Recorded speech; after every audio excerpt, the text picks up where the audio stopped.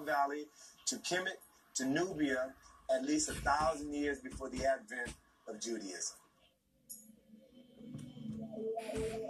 Talking about the importance of spirituality and of spirituality itself, not only to Kemet, Kush, and other places in the Nile Valley, but to all African society that remain African, even unto today.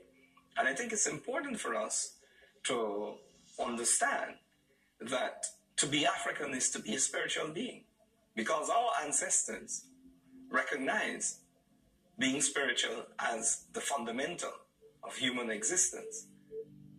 From the start, whether we look at the Nile Valley during the Tar Seti, Kemetan, or Kushite period, we see a unifying system of understanding that gave the people their moral core. An understanding that may have changed slightly from generation to generation, but a knowledge of a divine force greater than themselves continued to be at the center of their civilization.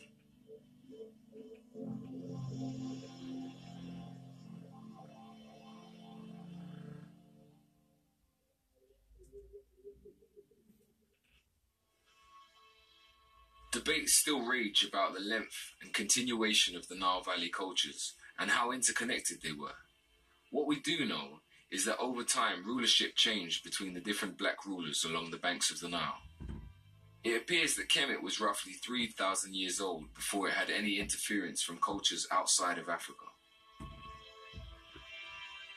Asiatic people known as the Hyksos melted into the Northern Nile society at first, and then by chance took full control of Lower Kemet and ruled for roughly 100 years.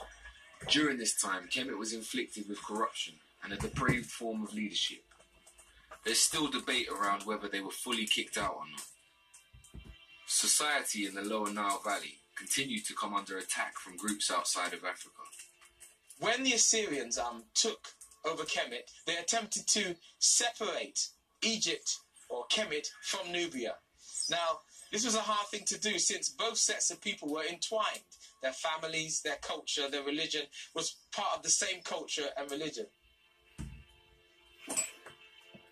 In about 1,000 years BC, the Nubians moved in and took full control of Lower Kemet, bringing the whole region under Kushite protection. When Kemet got into difficulties, it was the Nubians from the south who came from the south to the north to rescue Kemet. The Kushites, they decided to go into Egypt and to take control of the situation, to sort things out, to restore traditions, to restore religion, to restore law and order, and to basically remind the people in Egypt who they really were. They were trying to retake Kemet because Kemet was theirs. It was their bloodline. They were not foreign invaders. They were individuals who were part of the original bloodline, attempting to retake the bloodline and the land which was once their own. So that line of 7 or 8 Nubian kings was an attempt to give an African renaissance, to return Kemet back to African hands after the Assyrians were attempting to cut off Kemet from the Sudan or cut off Kemet from Nubia.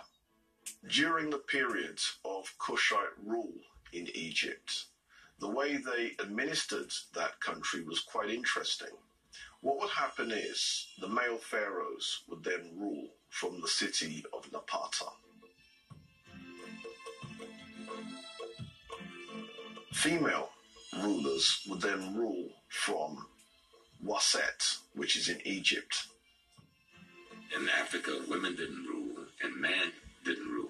Men and women ruled equally with a co-rulership with different functions, where the woman was fully vested and the man was fully vested. And what I find interesting and very attractive about this civilization is the fact that women could actually rule in their own right. So they didn't have to be, rulers because they were waiting for Boy King to grow up, or they weren't ruling behind the scenes while, the guy was the king and he was the official ruler. They actually ruled in and of themselves. Now, who were these female rulers? Some people say that they were the wives of the Kushite pharaohs. Some people say that they were the sisters of the Kushite pharaohs. Whichever be the case, they formed a parallel dynasty. And that dynasty would be aunt being succeeded by her niece, and that kind of line.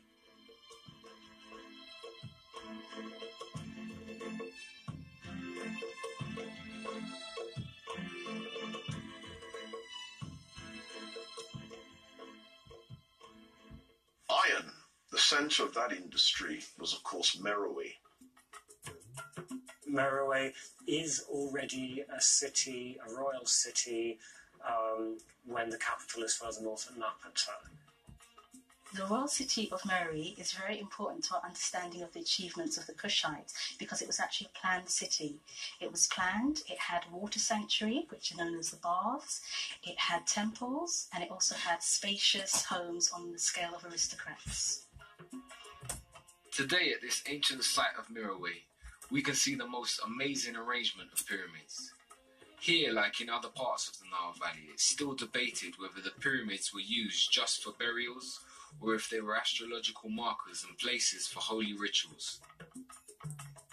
All day. The city of Meroe dates back to about the 10th century BC, although this is controversial. If one looks at some of the older writers writing in the 19th century, they argue that Meroe is so old that it even predates ancient Egypt. But let's get with the conservative dates, 10th century BC. Scholars who have been to Meroe have all pointed out the same thing, the huge amounts of iron slag.